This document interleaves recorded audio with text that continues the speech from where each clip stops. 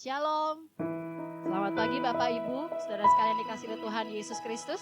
Ada sukacita? Haleluya, haleluya. Tuhan Yesus baik dalam hidup kita. Mari kami sungguh bersukacita. Kami masih bisa melayani Bapak Ibu semua. Walaupun Bapak Ibu ada di rumah masing-masing dan kami ada di tempat ini, kami bersyukur karena kita semua dipertemukan karena kasih Tuhan. Haleluya. Sebentar kita akan mulai ibadah kita. Mari kita satu dalam doa. Kita mau satukan hati kita. Kita mau bersyukur kepada Tuhan. Karena kebaikan Tuhan yang luar biasa dalam hidup kita. Terima kasih Tuhan Yesus, kami bersyukur kepadamu. Karena Engkau Tuhan yang luar biasa dalam hidup kami. Engkau Tuhan yang setia dalam hidup kami. Engkau Tuhan Allah sumber segala-galanya dalam kehidupan kami. Terima kasih Tuhan untuk kesehatan. Terima kasih untuk Tuhan untuk kasih setiamu yang terjadi dalam kehidupan kami. Terima kasih untuk berkat yang berlimpah yang Tuhan curahkan dalam kehidupan kami. Kami bersyukur Tuhan, kami berterima kasih. Kami sungguh berterima kasih Tuhan karena kami punya Tuhan yang luar biasa dalam hidup kami. Pagi ini Tuhan, hari ini kami mau memuji menyembah Tuhan. Kami mau dengar firman Tuhan. Mari Engkau yang menyucikan, mengkuduskan setiap hati kami. Layakan kami Tuhan, ampuni kami Yesus. Sehingga sungguh kami menikmati berkat-Mu. Kami menikmati mujizat-Mu.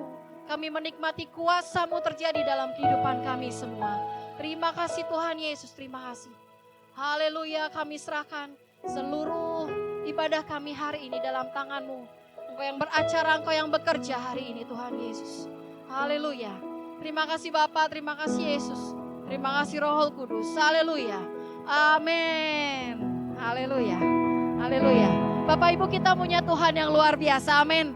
Kita punya Tuhan Allah yang sangat-sangat amat baik dalam kehidupan kita. Mari pagi ini kita mau memuji Tuhan. Kita mau sembah Tuhan. Katakan terpujilah namamu Yesus dalam hidup kami. Haleluya.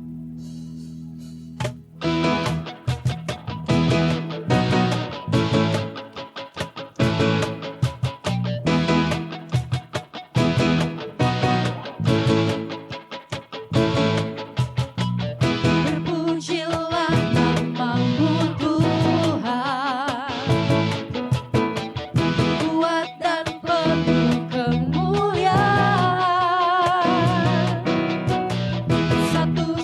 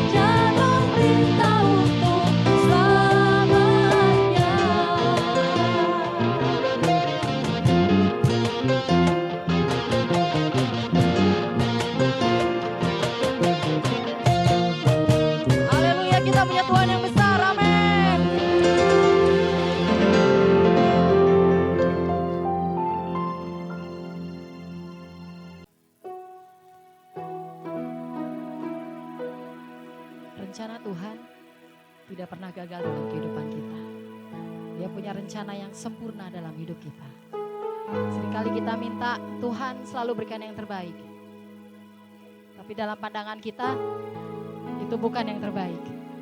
Tapi percayalah Bapak Ibu, rencana Tuhan tidak pernah gagal dalam kehidupan kita. Kita hidup untuk mengenapi firman Tuhan. Kita hidup untuk berjalan bersama dengan mujizatnya Tuhan.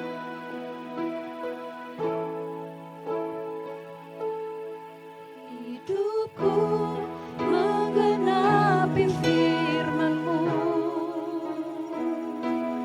tanda mujizat sertai tiap langkahku. Kau bersamaku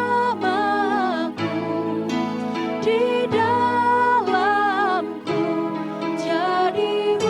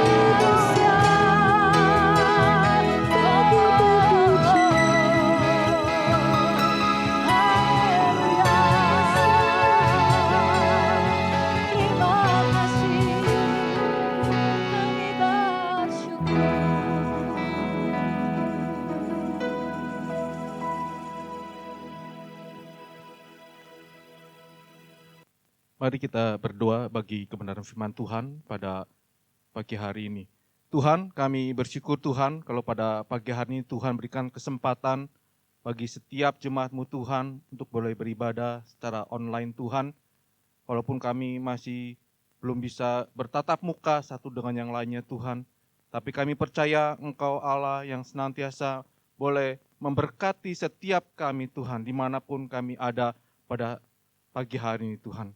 Kami rindu Tuhan pada pagi hari ini Tuhan, kami boleh mendengarkan akan kebenaran firman Tuhan.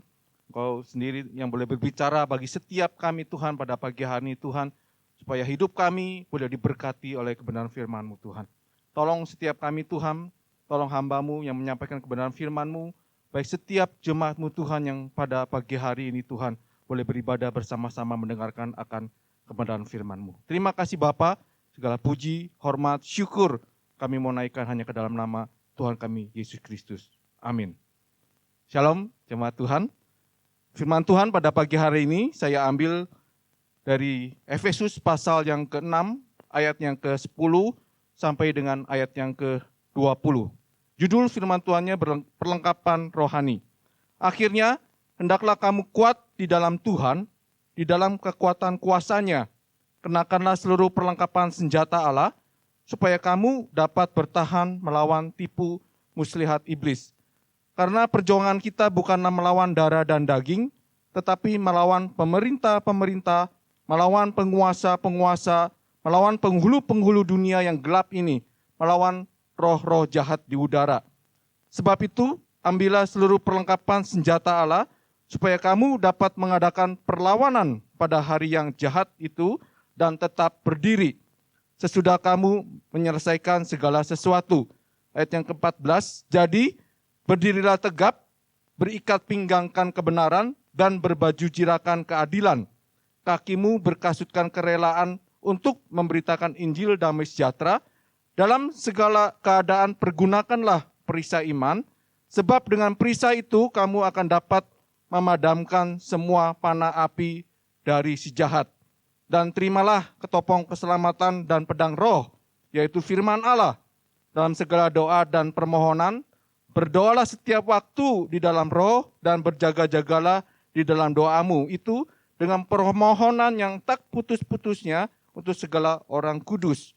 Juga untuk aku, supaya kepadaku jika aku membuka mulutku, dikaruniakan perkataan yang benar, agar dengan keberanian aku memberitakan rahasia Injil.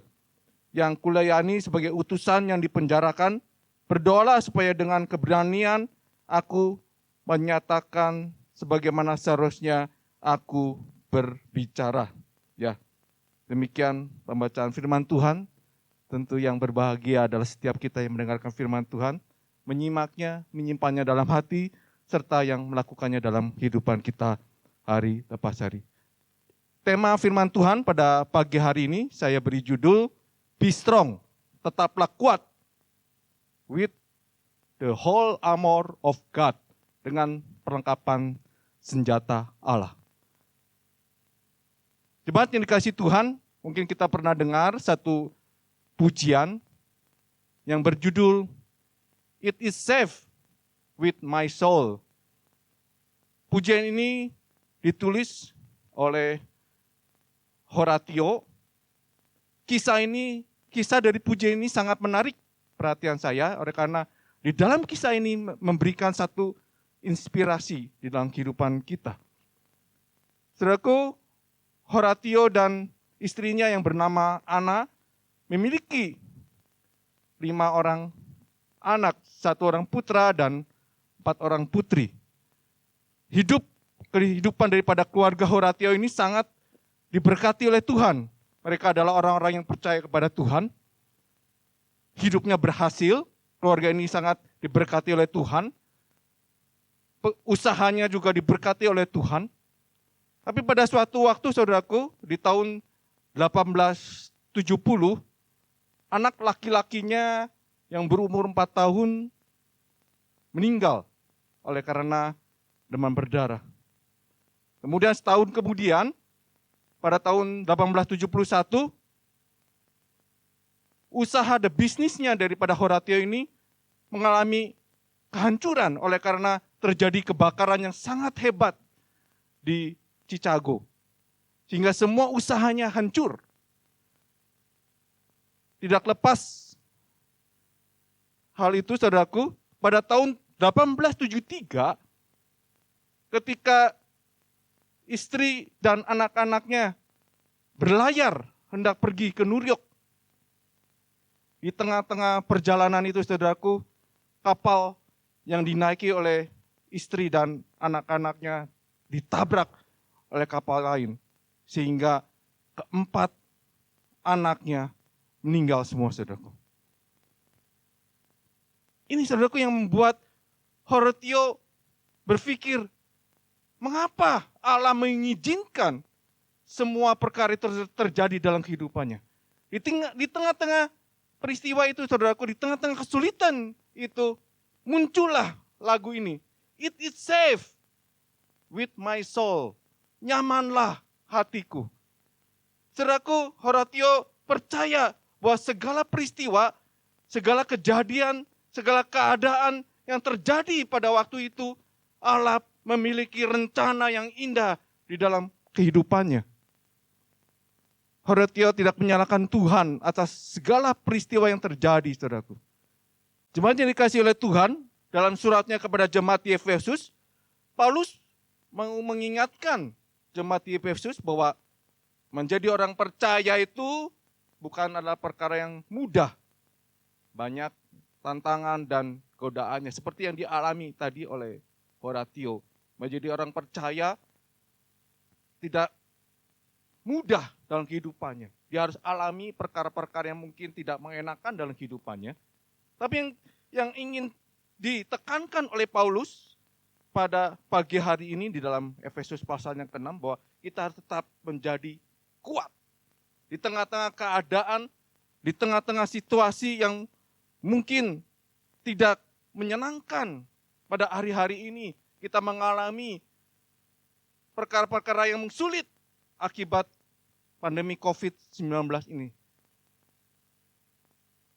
Orang yang melakukan usaha tidak tahu apakah usahanya akan terus berlangsung atau tidak. Orang yang bekerja juga tidak tahu apakah besok dia di PHK atau tidak. Artinya kita menghadapi situasi ke depan ini yang tidak pasti. Dan itu Rasul Paulus ingin mengingatkan jemaat di Efesus supaya kita tetap kuat di tengah-tengah situasi yang sulit sekalipun. Walaupun banyak tantangan, walaupun banyak persoalan dalam kehidupan kita, kita percaya bahwa Tuhan tidak pernah meninggalkan kita. Kita lihat di dalam Kisah Para Rasul pasal yang ke-18 ayat yang ke-21. Demikian firman Tuhan katakan, ia minta diri dan berkata, aku akan kembali kepada kamu jika Allah menghendakinya. Lalu bertolaklah ia dari Efesus. Saudaraku, ada kerinduan dari Rasul Paulus untuk terus mengunjungi jemaat di Efesus. Mengapa? Karena ada pekerjaan yang belum selesai. Ada kerinduan yang sangat dalam kehidupan Rasul Paulus supaya orang-orang di Efesus boleh diselamatkan oleh Tuhan. Dan itu banyak tantangan yang dihadapi oleh Paulus di dalam menginjili, dalam memenangkan jemaat di Efesus. Tapi itu tidak membuat Efesus menjadi gentar, menjadi takut. Dia terus kerinduannya satu, saudaraku, supaya jemaat di Efesus boleh mengenal akan Tuhan. Oleh karena apa? Oleh karena Paulus meyakini bahwa ketika kita hidup bersama dengan Tuhan, apapun persoalan yang ada dalam kehidupan kita, kita sanggup melaluinya. Di dalam Kisah Para Rasul 19 ayat yang ke-8 sampai dengan ayat yang ke-10, firman Tuhan katakan, selama 3 bulan Paulus mengunjungi rumah ibadat di situ dan mengajar dengan berani. Oleh pemberitanya ia berusaha meyakinkan mereka tentang kerajaan Allah. Tetapi ada beberapa orang yang tegar hatinya. Mereka tidak mau diyakinkan, malahan mengumpat jalan Tuhan di depan orang banyak. Karena itu Paulus meninggalkan mereka dan memisahkan murid-muridnya dari mereka. Dan setiap hari berbicara di ruang kuliah Tiranus. Dikatakan ayat yang ke-10, hal ini dilakukannya 2 tahun lamanya, sehingga semua penduduk Asia mendengar firman Tuhan, baik orang Yahudi maupun orang Yunani. Ini saudaraku kerinduan daripada Rasul Paulus. Setiap orang harus mengenal Tuhan. Oleh karena hanya Tuhan yang dapat memberikan rasa nyaman, rasa aman di dalam kehidupan Tuhan, dalam kehidupan kita. Di luar Tuhan, saudaraku, kita tidak dapat lakukan apa-apa. Di luar Tuhan, kita akan binasa. Di dalam Efesus pasal yang keempat, ayat yang pertama, dikatakan demikian firman Tuhan, sebab itu aku menasihati kamu. Aku orang yang dipenjarakan karena Tuhan, supaya hidupmu sebagai orang-orang yang telah dipanggil berpadanan dengan panggilan itu. Saudaraku, garis bawahi kata dipenjarakan dan hidup berpadanan dengan panggilan itu. Saudaraku, kalau kita lihat, saudaraku, perjalanan Rasul Paulus bukan perjalanan yang mudah di dalam mengabarkan Injil kepada jemaat di Efesus. Dia harus mengalami berbagai macam tantangan sampai dia harus dipenjarakan. Sebetulnya saudaraku, Paulus memiliki alasan untuk meninggalkan Tuhan. Dia mungkin berpikir, kenapa kalau ikut Tuhan harus mengalami perkara-perkara yang sulit di dalam kehidupannya. Tetapi saudaraku, Paulus berkata, kita harus berpadanan. Walaupun penjara di depan kita, walaupun kesulitan ada di depan kita, kita tetap dipanggil untuk berpadanan dengan panggilan Tuhan di dalam kehidupan kita. Maukah kita, saudaraku, tetap setia dan taat kepada Tuhan di tengah-tengah kesulitan, di tengah-tengah persoalan mungkin yang kita hadapi, kita tetap mau mengikuti Tuhan dengan taat dan setia.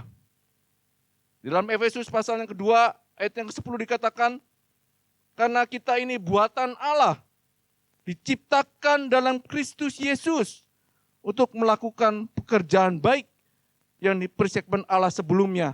Ia mau supaya kita hidup di dalamnya. Garis bawahi kata ciptaan. Kita diciptakan oleh Allah untuk apa, saudaraku? Kita diciptakan Allah, dikatakan untuk melakukan segala perbuatan yang baik. Dan Allah rindu kita hidup di dalamnya. Kita hidup melayani Tuhan. Kita hidup untuk menyenangkan hati Tuhan.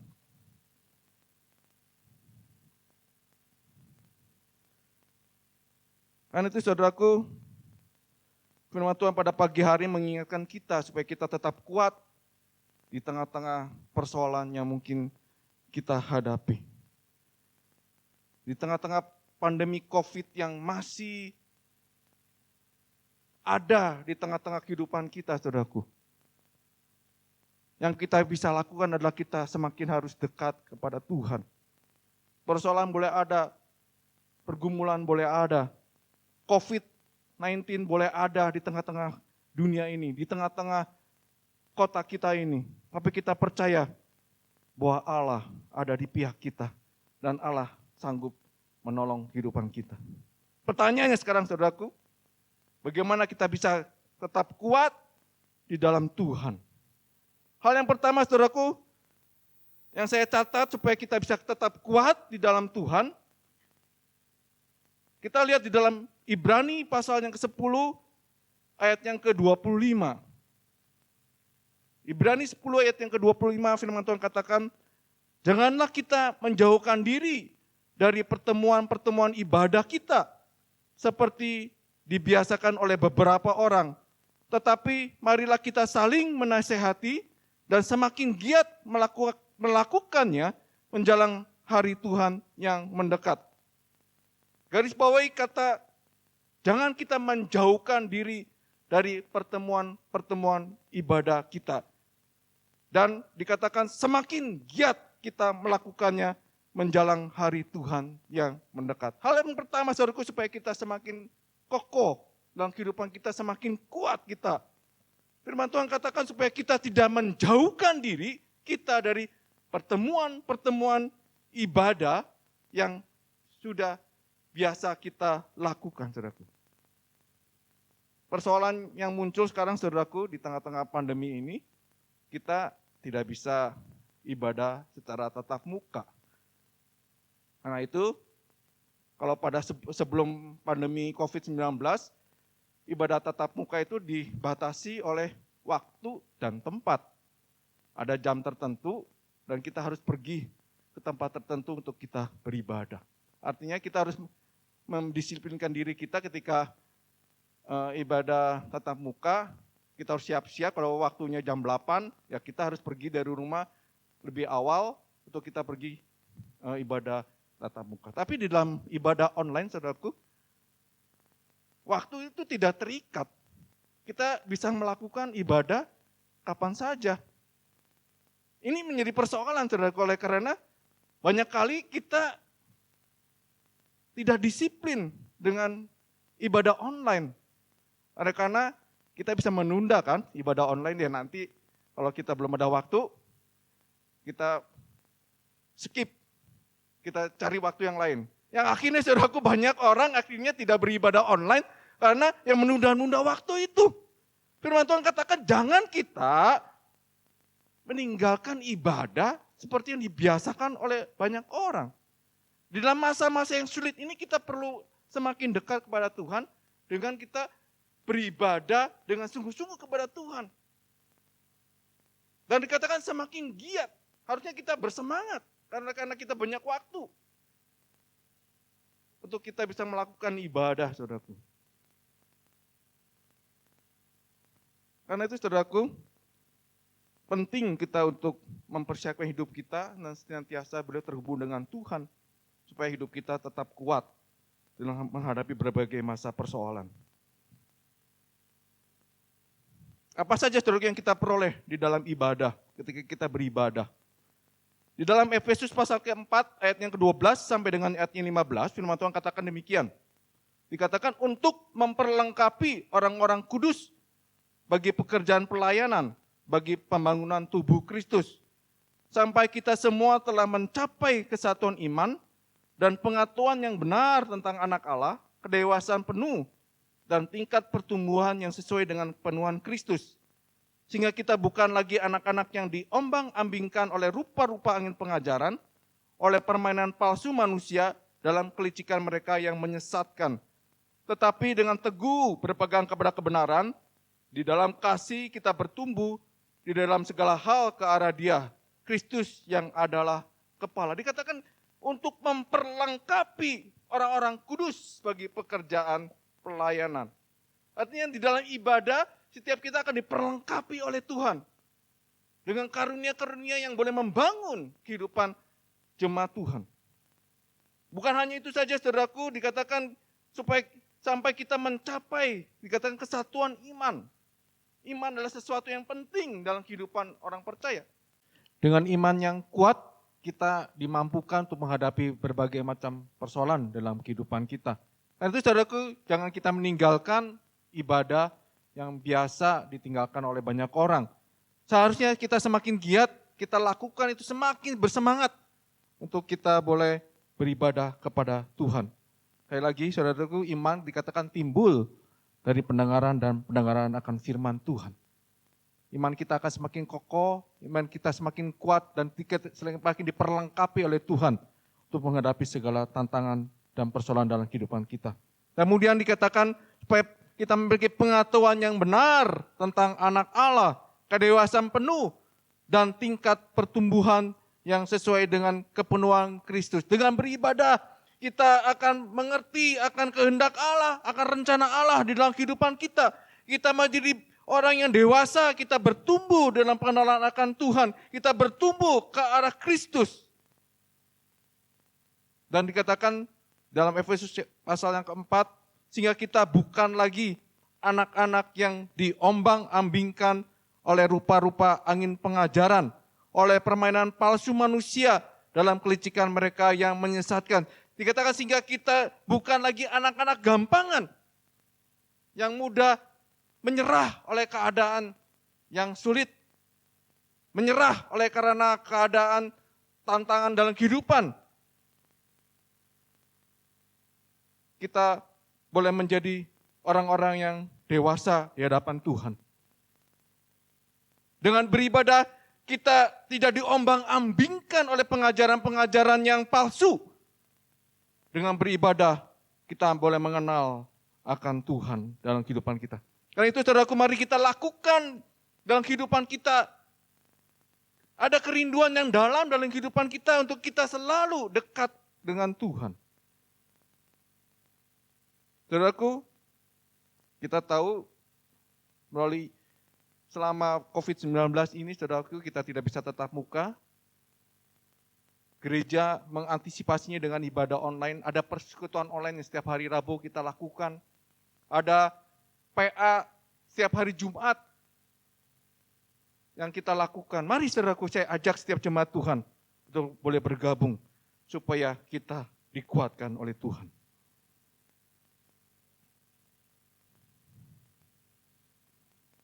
Di dalam 1 Timotius 4 ayat yang ke-8 firman Tuhan katakan, latihan badani terbatas gunanya, tetapi ibadah itu berguna dalam segala hal karena mengandung janji, baik untuk hidup maupun untuk hidup yang akan datang. Dikatakan latihan badani terbatas gunanya, tapi ibadah itu memberikan manfaat yang luar biasa. Dikatakan mengandung janji, baik untuk hidup kita pada hari ini maupun hidup kita yang akan datang. Sekali lagi, karena itu mari kita lakukan ibadah dengan sungguh-sungguh dalam kehidupan kita. Lakukan persekutuan yang intim dengan Tuhan tiap-tiap hari, supaya kita senantiasa diperlengkapi, supaya kita senantiasa kuat di dalam Tuhan. Yang kedua, saudaraku, dikatakan di dalam Efesus pasal yang ke-6 ayat yang ke-11, pakailah perlengkapan senjata Allah, supaya kita bisa kuat menghadapi segala persoalan dan tantangan dalam kehidupan kita. Efesus 6 ayat yang 11 dikatakan, kenakanlah seluruh perlengkapan senjata Allah, supaya kamu dapat bertahan melawan tipu muslihat iblis. Paulus menjelaskan kepada jemaat di Efesus menggunakan ilustrasi yang sederhana, saudaraku. Pada waktu zaman dulu, saudaraku, tentara Romawi adalah tentara yang sangat kuat di dalam peperangan. Karena itu setiap tentara Romawi harus memakai perlengkapan perang ketika dia hendak berperang. Nah, Paulus coba mengilustrasikan beberapa perlengkapan senjata yang boleh dipakai untuk kita berperang. Apa saja saudaraku perlengkapan senjata Allah itu? Kita lihat di dalam ayat yang ke-14 dikatakan berdiri tegap dan berikat pinggang kebenaran. Sebelum kita memakai ikat pinggang, saudaraku, sikap yang pertama yang dinyatakan oleh firman Tuhan pada pagi hari ini dikatakan kita harus berdiri tegap. Mengapa kita harus berdiri tegap, saudaraku? Berdiri tegap itu adalah satu sikap atau karakter dari kita untuk siap sedia di dalam melawan musuh-musuh yang ada di depan kita. Bagaimana mungkin, saudaraku, kita dalam keadaan yang lemah, santai-santai, saudaraku, kita dapat menghadapi musuh kita.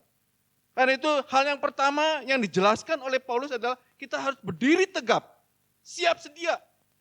Posisi kita harus siap sedia senantiasa. Kita harus memiliki karakter yang baik di dalam menghadapi segala persoalan dan perkara di dalam kehidupan kita. Saudara, saya ingat ketika Gideon disuruh oleh Tuhan untuk menyerang atau berperang melawan orang Midian. Dikatakan ada 30.000 tentara yang akan ikut berperang untuk melawan orang Midian. Tapi firman Tuhan katakan terlalu banyak, Gideon. 30.000 tentara yang akan berperang itu terlalu banyak. Karena itu Allah berfirman untuk memilih orang-orang yang dipilih oleh Tuhan untuk berperang melawan orang Midian. Kemudian didapati 10.000 orang, saudaraku, yang dipilih untuk melawan orang Midian. Firman Tuhan katakan masih terlalu banyak 10.000. Dari 30.000 berkurang jadi 10.000. Kemudian berkurang lagi sampai akhirnya Allah hanya memilih 300 orang untuk berperang melawan orang Midian. Dan orang-orang ini adalah orang-orang yang siap untuk berperang melawan musuh-musuhnya. Orang-orang sikapnya, saudaraku, yang siap sedia untuk berperang melawan orang Median. Itu saudaraku, sikap kita, karakter kita itu menentukan kita itu bisa menang atau tidak melawan musuh-musuh kita yang di depan kita. Kemudian dikatakan juga berikat pinggang kebenaran. Saudaraku, ikat pinggang itu dipakai untuk mengencangkan bagian dari celana kita mungkin yang longgar. Ikat pinggang sehingga kita bisa dengan ikat pinggang yang dikencangkan itu sehingga kita bisa bergerak secara leluasa, saudaraku. Dikatakan berikat pinggangkan kebenaran. Mungkin ada bagian-bagian dari kehidupan kita, saudaraku, yang perlu kita ikat dengan ikat pinggang kebenaran.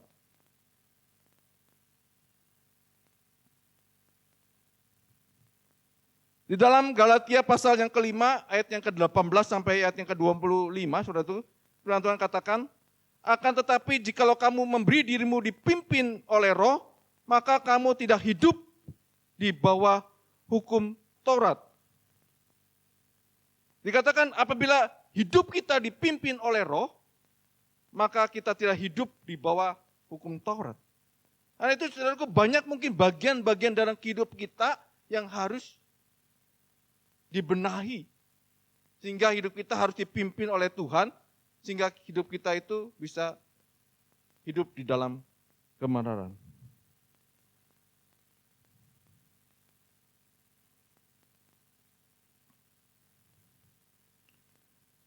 Saya bacakan lagi di dalam Galatia pasal 5, Galatia 5 ayat 18 sampai 25, firman Tuhan katakan, akan tetapi jikalau kamu memberi dirimu dipimpin oleh Roh, maka kamu tidak hidup di bawah hukum Taurat. Perbuatan daging telah nyata, yaitu perjabulan, kecemaran, hawa nafsu, penyembahan berhala, sihir, perseteruan, perselisihan, iri hati, amarah, kepentingan diri sendiri, percideraan, roh pemecah, kedengkian, kemabukan, pesta pora, dan sebagainya. Terhadap semuanya itu kuperingatkan kamu seperti yang telah kubuat dahulu, bahwa barang siapa melakukan hal-hal demikian, ia tidak akan mendapat bagian dalam kerajaan Allah. Tetapi buah roh ialah kasih, sukacita, damai sejahtera, kesabaran, kemurahan, kebaikan, kesetiaan, kelemah lembutan, penguasaan diri. Tidak ada hukum yang menentang hal-hal itu. Barang siapa menjadi milik Kristus, ia telah menyalibkan daging dengan segala hawa nafsu dan keinginannya. Jikalau kita hidup oleh Roh, baiklah kita juga dipimpin oleh Roh. Saudaraku, ini berbicara tentang ikat pinggang, saudaraku. Kita harus tinggalkan hal-hal yang lama, hal-hal yang tidak berkenan kepada Tuhan. Mari kita ikat pinggang kita supaya kita dipimpin oleh Roh Tuhan, saudaraku.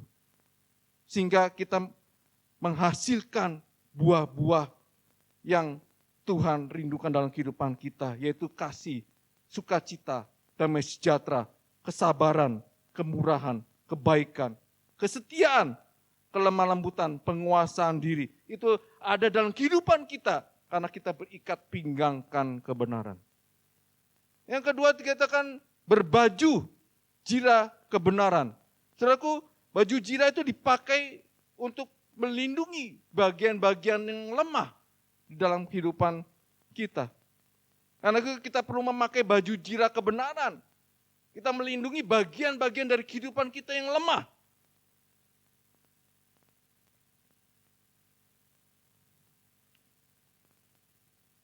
Mungkin saudaraku, pada pagi hari ini ada bagian-bagian kehidupan kita yang lemah. Ada hati kita yang lemah. Hati kita yang penuh kekhawatiran, saudaraku. Hati kita yang tidak memiliki iman. Kita perlu memakai baju jirah kebenaran supaya kita memiliki kekuatan di dalam Tuhan. Dalam Amsal pasal 4 ayat yang ke-23 firman Tuhan katakan, jagalah hatimu dengan segala kewaspadaan, karena dari situlah terpancar kehidupan. Ketika kita menjaga hati kita dari segala hal yang tidak baik, saudaraku, maka kehidupan kita menjadi hidup yang berkenan kepada Tuhan. Dan itu yang memberikan kekuatan kepada kita untuk mengalahkan segala tantangan dalam kehidupan kita. Kemudian yang ketiga dikatakan berkasut kerelaan memberitakan Injil. Saudaraku, kasut dipakai untuk melindungi kaki kita dari benda-benda yang mungkin ada di sekeliling kita. Kita harus memakai kasut kerelaan dikatakan untuk memberitakan Injil. Mungkin ada halangan-halangan yang membuat kita tidak bisa memberitakan Injil di dalam kehidupan kita. Ada halangan, ada tantangan di depan kita. Mari kita memakai kasut kerelaan untuk memberitakan Injil. Di masa pandemi ini, saudaraku, kita bisa berbuat sesuatu untuk sesama kita. Dengan kita mungkin memperhatikan orang-orang di sekeliling kita yang membutuhkan. Kita memberikan pertolongan kepada orang-orang yang membutuhkan. Kita bisa berdoa bagi mereka. Kita bisa menguatkan hati mereka, saudaraku. Kita bisa menolong mereka, menasehati mereka. Mari kita pakai kasut kerelaan untuk boleh memberitakan Injil kepada sesama kita yang membutuhkan. Kemudian yang keempat dikatakan, pakailah ketopong. Ketopong dipakai untuk menutupi atau melindungi bagian kepala. Ini berbicara tentang pikiran-pikiran kita yang perlu dilindungi, diarahkan kepada Kristus, saudaraku. Lalu kita perlu minta hikmat kepada Tuhan, supaya kita memiliki pikiran yang bijaksana dalam menghadapi segala persoalan di dalam kehidupan kita. Dan yang terakhir dikatakan, pakailah perisai iman dan pedang roh. Seperti tadi saya katakan, kita perlu menggunakan perisai iman untuk melawan musuh kita yang menyerang kehidupan kita.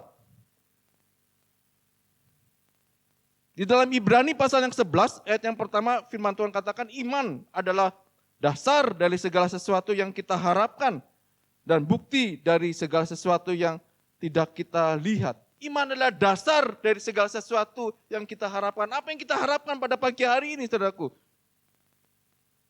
Percayalah, Tuhan sanggup menolong dan memberikan sesuai dengan iman kita pada pagi hari ini.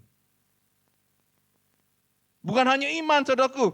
Iman itu perlu dipraktekkan. Dikatakan pakailah pedang roh, yaitu firman Tuhan. Untuk mengalahkan musuh-musuh kita di depan ini, saudaraku. Untuk kita perlu pedang roh untuk menghancurkan, untuk melawan, saudaraku, persoalan-persoalan yang mungkin ada dalam kehidupan kita.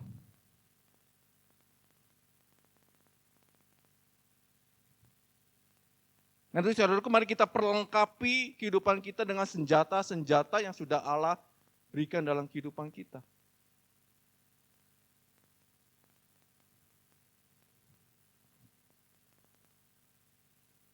Yang terakhir, saudaraku, yang ketiga, bagaimana kita bisa kuat di dalam Tuhan. Dikatakan di dalam Efesus pasal yang ke-6, tadi yang kita baca, di dalam dikatakan berdoalah senantiasa. Doa dikatakan merupakan bagian terpenting dalam kehidupan orang percaya. Tanpa doa, kita menjadi orang Kristen yang tidak memiliki kekuatan apa-apa. Kita boleh diperlengkapi, saudaraku, dengan semua senjata Allah. Tetapi semuanya tidak akan bekerja secara sempurna tanpa didasari dengan doa. Nanti Paulus mengingatkan, saudaraku, pada pagi hari ini tentang pentingnya kehidupan doa, kehidupan yang dibangun di atas doa, saudaraku. Doa kita jangan menjadi lemah. Doa kita jangan menjadi terputus, saudaraku. Di tengah-tengah situasi yang sulit ini, seharusnya semakin intensitas kita untuk berdoa semakin ditingkatkan. Supaya kita memiliki kemampuan, kekuatan yang daripada Tuhan. Di dalam menghadapi segala perkara dalam kehidupan kita. Percayalah saudaraku bahwa Allah pasti menjawab setiap doa dan permohonan kita. Di dalam Efesus 3 ayat yang 20 dikatakan, bagi dialah yang dapat melakukan jauh lebih banyak daripada apa yang kita doakan atau apa yang kita pikirkan, seperti yang ternyata dari kuasa yang bekerja di dalam kita. Doa dapat mengerjakan sesuatu yang lebih besar dari apa yang kita pinta dan kita doakan, saudaraku. Dia dapat melakukan perkara yang luar biasa di dalam kehidupan kita. Kalau karena Allah sanggup menjawab doa kita lebih daripada apa yang kita minta dan doakan. Walaupun jawaban Allah seringkali kita tidak pahami, tapi percayalah, Allah pasti memberikan jawaban yang terbaik di dalam kehidupan kita. Di dalam Matius pasal yang ke-7, ayat yang ke-7 sampai 11, firman Tuhan katakan, mintalah, maka akan diberikan kepadamu.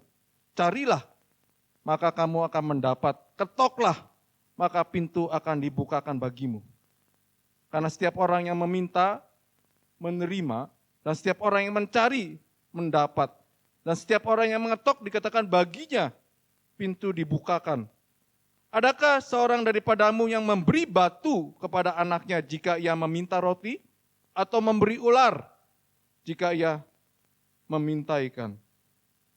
Jadi jika kamu yang jahat dikatakan tahu memberi pemberian yang baik kepada anak-anakmu, apalagi Bapamu yang di sorga, ia akan memberikan yang baik kepada mereka yang meminta kepadanya. Dikatakan dalam ayat-ayat ini, saudaraku, supaya kita meminta kepada Tuhan. Dalam doa-doa kita, cari Tuhan. Minta kepada Tuhan.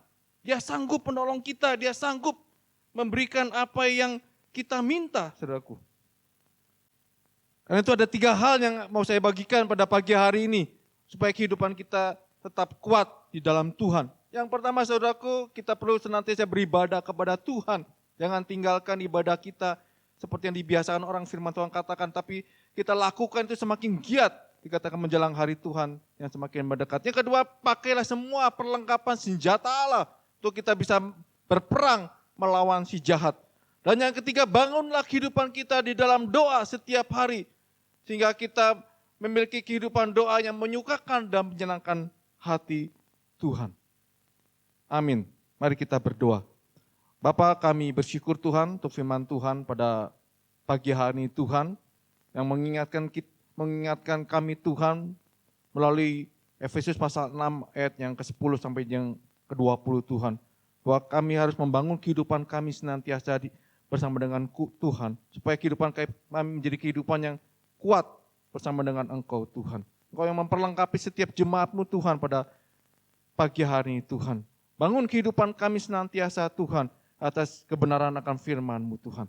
Terima kasih Bapa, terima kasih Tuhan. Kami berdoa Tuhan, biarlah firman-Mu Tuhan itu menjadi rema di dalam kehidupan kami Tuhan. Terima kasih Bapa, segala puji, syukur, hormat kami naikkan kepada Engkau Tuhan. Di dalam nama Yesus Kristus kami berdoa. Amin. Bapa,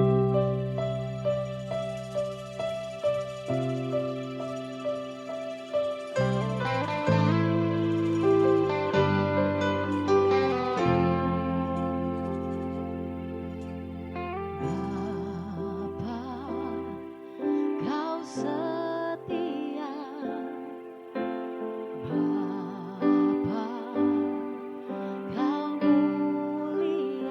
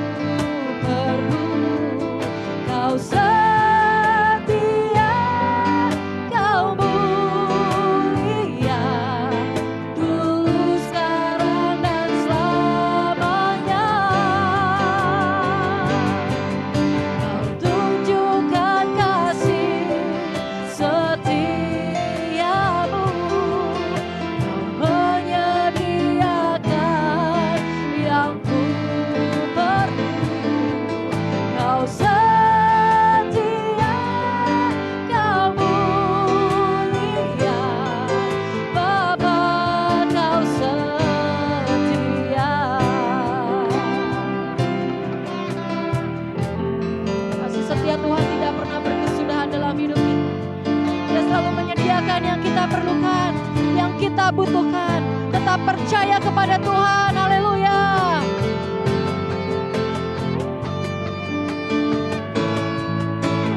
Tunjukkan kasih setiamu, Kau menyediakan yang ku perlu, Kau setia, Kau mulia, dulu, sekarang, dan selamanya.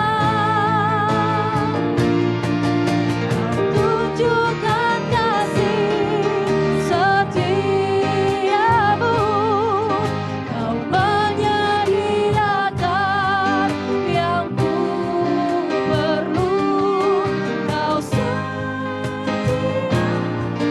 Kau mulia, dulu, sekarang, dan selamanya.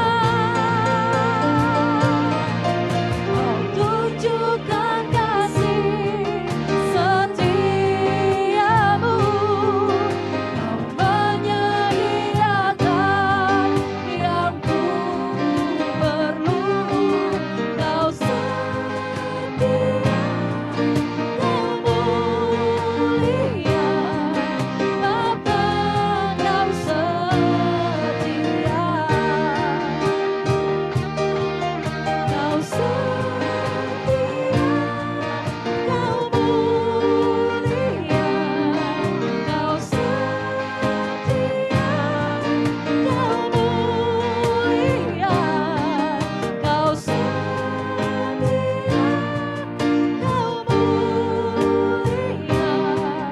Bapa, Kau